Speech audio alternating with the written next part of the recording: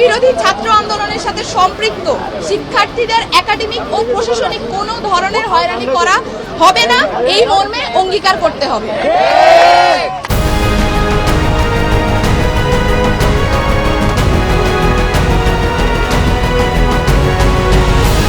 আমার সামনে অন্তত 20-30 জন মহিলা পুলিশ দাঁড় করিয়ে রেখেছে, আমাদের গেস্টদেরকে নিয়ে আমাদেরকে ঢুকতে দিচ্ছে না।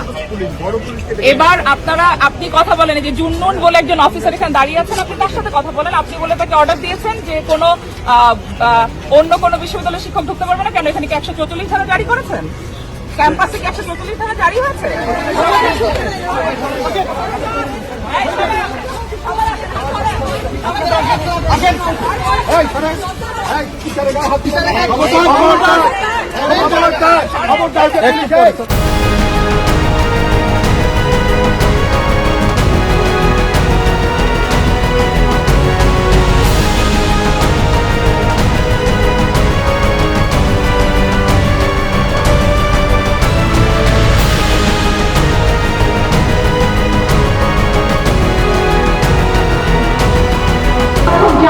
কি করতে হবে, প্রত্যেকের আমাদের ব্যক্তিগত মতামত থাকবে। আমি মানুষ, আমার মতামত থাকবে, আমি কাউকে না কাউকে সাপোর্ট করব।